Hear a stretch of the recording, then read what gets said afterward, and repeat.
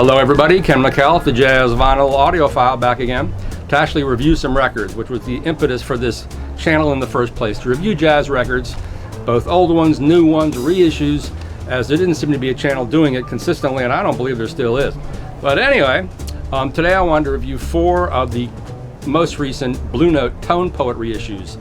Dexter Gordon's Clubhouse, Andrew Hill's Black Fire, Kenny Burrell's Introducing Kenny Burrell, and Babyface Willette's Face to Face. This is a really good cross section of Blue Note recordings. Each one sounds very different. I only have one of these as a pressing. I have a United Artists pressing of Andrew Hill's Black Fire, and that's the great thing about these reissue series, be it the 75th anniversary series or the 80th, I'm not sure that is, 80th series, I don't know. They're filling a lot of holes in records that are hard to find. I think I used to have Dexter Gordon Clubhouse, which you can still find reasonably easy as the original LT pressing. The album was recorded in 1965, released in 1979, recorded 65, released 79. When Kuskuna did that whole binge of LT pressings, as Fred Cohen likes to call them, rainbow pressings, to have a little rainbow up in the right-hand corner. And these records through the years, the LTs have been really maligned. But on a good system, they actually sound quite good. With records ain't CDs, folks. But I think the LT pressings actually sound really good. The fact is that almost all the Blue Note pressings, from the Lexingtons up to the United Artists pressings, somewhere in the early 80s, I believe, perhaps it's more like the late 70s, all sound pretty great if you keep your turntable up to snuff. Anyway, for those of you into Tone Poet or not quite up to Tone Poet, of course, they're all made from the original master tapes, unlike the 75th anniversary series, which were cut from files by Alan Yoshida and Bernie Grunman, I believe, the best in the biz, still there from files. I thought they sounded great. A lot of people had problems with 75th anniversaries. I thought for the money, $18.99, that's a great bargain. $18.99 is still the cheapest vinyl reissue in the business. Fred Cohen would bring in, at Jazz Record Center, we bring in a lot of foreign imports. They all start at $21.99, $22.99. Even now, and I think it's like 50 releases of the 75th anniversary, those are $18.99 a pop. The Tone Poets, are more like $35 a pop, and they're directly from the analog tape. They have the beautiful packaging that looks like Music Matters. I think it's better than Music Matters because some Music Matters stock is so thick, it's very hard to find a sleeve that'll go over that. I thought the Tone Poet reissues strike the perfect balance of beautiful laminated covers and all those beautiful photos inside, just like Music Matters, but the overall stock is a little bit lighter. And I also believe that from the records I've heard, the Tone Poets, to my ear, sound more like the originals because they don't totally eliminate Rudy Van Gelder from the proceedings. The original reviews I did of the Chick Corea, which was actually a solid state recording, I forget the other one that I did. But anyway, in these 4, they're consistent in that they're very organic sounding and they have a very resolving top end. I think that's the main thing the Tone Poets are doing over an early pressing. Will it compare to original pressing? Not to me. That is just my opinion. And like down below, we all got one, right? Anyway, recorded by Rudy Van Gelder, reissue supervised by Joe Harley, mastered by Kevin Gray at Coherent, and manufactured or pressed at RTI on 180 gram vinyl. And as I said, we'll get into these. Dexter Gordon Clubhouse, Babyface Willette, Face to Face. What else did I say? Kenny Burrell Introducing. Perhaps those are the 2. Kenny Burrell Introducing. That's a really popular record and really hard to find in good shape. And Andrew Hill Black Fire is even harder to find because I think it didn't sell as well and there weren't as many pressed to begin with. Anyway, I hope you enjoy this review.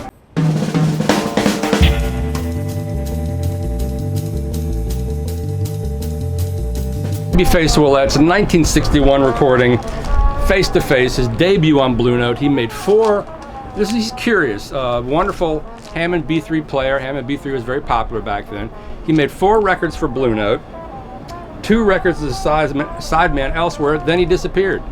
I don't know. He grew up playing gospel, then he switched to R&B. His mother sang in the church, that's where he learned to play. And this is a, popping, crisp, greasy organ session with Fred Jackson on tenor sax, Grant Green on guitar, Ben Dixon. If you take out Fred Jackson, you sort of have the lineup on many great Blue Note sessions, especially with Lou Donaldson. This record is really punchy, but there's a little bit of a spitty quality to it, slightly distorted. You know, you can hear it in Grant Green's guitar. There's kind of a spitty quality to Fred Jackson's sax. I don't know if this is the pressing. I think it's probably the recording for whatever reason. And the Hammond B3 isn't as powerful sounding as I've heard some Hammond B3s sound on Blue Note records, like with Larry Young or something like that. It's not just that. And Babyface is very much a traditional grits and gravy, fat back, ham bone player. He's a little introverted, and I don't think he's as lyrical as like a Shirley Scott, who had such a, you know, a separate personality. But this is a specific kind of record. It's just a solid, you know, B3 Hammond organ session, and great playing from Grant Green and Fred Jackson. It's a good collection of various tempos, up tempo, mid tempo. There's one ballad. And it's very crisp. The top end is very crisp, very revealing, but it's never forward, not on my speakers, not on my DeVore 093s. I don't know if this is an essential Tone Poet release. Compared to Clubhouse, Clubhouse is more essential than this. But if you're a fan of this kind of playing, R&B, fat back, greasy, this is a really, really fun record. And you see this very, very infrequently. In all my years of the jazz record store, I've seen it maybe 5 times.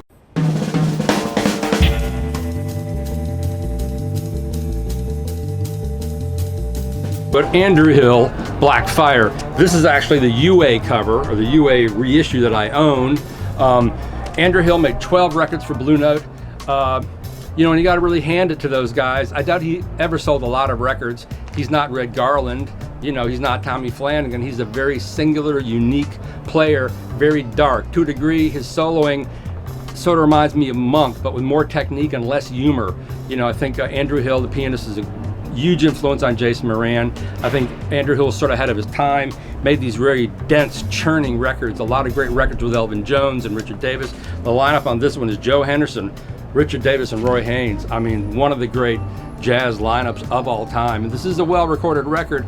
Oddly enough, Joe Henderson in the left channel, Roy Haynes in the right channel, very full, very up front, but Andrew Hill's piano is a little muted in the center, and it doesn't sound very big. And that's true for both my reissue and the Tone Poet reissue, just showing how true they are to the master tapes. You know, people complain about Rudy Van Gelder's piano sound. I don't really have a problem per se, record to record with the piano sound, but why in the heck would you make a record with the great Andrew Hill and have the piano sound smaller than the other instruments? Duh. Anyway, I don't know. But Black Fire is a great record, recorded in 1963. And it's very open, very punchy, a really dynamic recording. You know, there are many, I think for a serious jazz collector, Andrew Hill records are essential, and there's so many of them. Compulsion, Smokestack, Judgment, Point of Departure, Dance with Death, and they're all very hard to find, but they were reissued as Liberty pressings. You can't find them. I think Dance with Death was perhaps one of the LT pressings, but he's, some might say he's an acquired taste, but not really. He just, you know, when everyone else was playing beautifully, Hank Jones, Tommy Flanagan, that very classic style, that beautiful piano thing, Andrew Hill like wasn't having it. He was serious. He had something to say, a singular musician, very powerful, sort of dark and brooding, to the point where one of the album's covers was a big Andrew with exclamation points, was him smiling, like, hey, Andrew's happy, you know, Andrew's not dark all the time. But, you know, probably never reached the mass audience he would have liked. But this reissue sounds fantastic. I think it's an essential Blue Note recording. And yeah, baby. Meant to add the major differences between the Tone Poet and the United Artists version, you know, in the way they're very similar. They both have very organic mid-ranges and low ends, and all the Tone Poets have very resolute resolving upper, you know, airy treble, mid-range to upper treble. But the Tone Poet reissue of Andrew Hill's Black Fire is much darker and much punchier, and has much warmer, more articulate driving bass from Richard Davis, and the drums are funkier and driving a little harder. There's more resolution in the mid-range to the bass on the Tone Poet thing. And I imagine it does better the LT release, just because it's so much warmer. It's such a bigger sound. But aha, the piano sound doesn't change one bit. You got me there.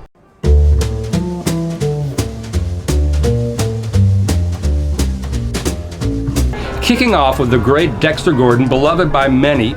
You know, Dexter had such a big, he was a big man, he had a big sound, he was warm, he was swinging. Dexter Gordon's a very friendly player, and in jazz, a lot of saxophone players aren't friendly. Eddie Lockjaw Davis is actually very friendly, but there's an openness and a greeting and an invitation to come in and hear his sound. Very easygoing. There are photos of Alfred Lyon and Francis Wolff with Dexter Gordon, and they look like they're having a blast. You know, they really got along well. And Dexter is, in a way, the perfect idea of a hard bop saxophonist. For me, his tone is a little samey. You know, he's a little wooden, but the albums swing really, really hard. This one, Clubhouse, with a beautiful cover. Freddie Hubbard, Barry Harris, Bob Cranshaw, and Billy Higgins. What a lineup. As I said, recorded in 1965, released in 1979 as an LT series. All of the Tone Poet series that I have here, perfectly flat, perfectly clean surfaces. Unlike, I'm jumping ahead of myself, the SRX pressings. I have 4 I'm going to review for Music Matters, and they uniformly, they're flat pressings, but they uniformly have weird stuff on the surface. Strange grayness that I can't get off. One of them even has like a straight line across the surface, and this side is gray and this side is black. I don't hear any problem with the sound quality of those records, but it's just kind of weird. Especially for those SRX, you're paying $65 a pop. They ought to be perfect. The surface of these Tone Poets are perfect, perfectly black. There's no weird haze on them. They come in heavy plastic sleeves, which some might think are too heavy. They're not rice paper. They're not thin. They're that heavy sort of sleeve. I'm not really sure the particulars on that. But anyway, this is a great record. Classic Billy Higgins. He's bright, and this is not a mono. It's Billy Higgins is in the right channel.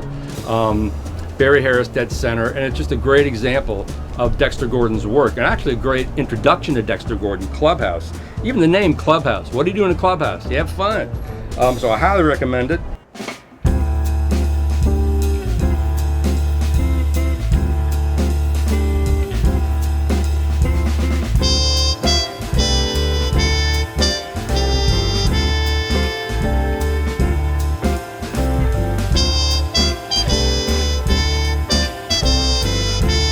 For most people, if they're going to buy one Tone Poet release, of all the ones that have been released, this is probably the one they're going to want to get. This is a very hard record to find as a reissue. I mean, when I was a kid growing up, I much more would see a Chick Corea Now He Sings, Now He Sobs, even in the middle of nowhere in North Carolina, than I ever saw this. I never saw this till I came to New York City.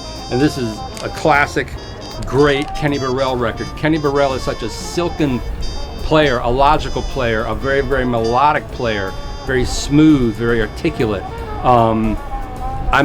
For me, I'd much rather hear Kenny Burrell than Grant Green, even though Grant Green is funky and has a really bluesy thing going on.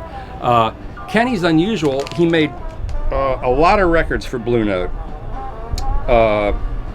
KB Blues, Blue Lights Volume 1 and 2, I'm View at the 5 Spot, Midnight Blue, Freedom. But at the same time he was making all these records for Blue Note, he was also cutting records for Prestige, for Argo, for Columbia. That's very unusual that they didn't lock him into a contract like they did everyone else. I mean, for Wayne Shorter, once he's on Blue Note, he's on Blue Note. Same thing with all those guys. Why Kenny was doing so many different records with so many different labels. I mean, it's actually great for us in the long run, but you wonder why they didn't lock him in. But this is a great record for many reasons. Who's the lineup on this one? Did I write it down here? Tommy Flanagan, Paul Chambers, and Kenny Clark with Candido Camaro on congas. For me, usually congas, particularly on Prestige records, are a big waste of time. They drive me nuts. They're monotonous, they bog down the rhythm section, and they're usually just added because, you know, Latin music was like a big thing in the late 50s. You know, you watched I Love Lucy and Ricky Ricardo and, you know, Cesar Romero. It was a thing back then. Oh, Bob Weinstock at Prestige probably said, let's get a conga player in there and just play that thing all the way through so people can dance to it. But this record, Candido is really contributing, and he's on fire throughout this record. His voice is as strong as Kenny Burrell's is on this record, and it's a great lineup. Tommy Flanagan, Paul Chambers, Kenny Clark. How many Blue Note records is Kenny Clark on? Not that many. With Candido Camero. I'd really love to know what the background is on this session. Anyway, this is from 1956. This record is maybe the best sounding of all the four I'm talking about. Definitely sounds better than the Babyface Willette, which was a little distorted sounding, as I mentioned, and it just has a bigger sound. 1956, I'm thinking this was recorded at Hackensack, and something about, I think the records recorded at Rudy's parents' house in Hackensack are some of his best sounding records. It's in mono. That's part of the reason it sounds great. I don't know what the decisions were on the Tone Poets. I guess pre-1959 everything's mono anyway, so that's what they went for. But this is just a beautiful session, covering a lot of different ground. Blue Note 1523. If you have an original first pressing of this, a Lexington that goes for thousands of dollars, I highly recommend this one and the Andrew Hill Black Fire. You can't go wrong. And I'm looking forward to the rest of the Tone Poet releases. So far, to me, the series is just knocking it out of the park. Nothing to complain about. Thank you.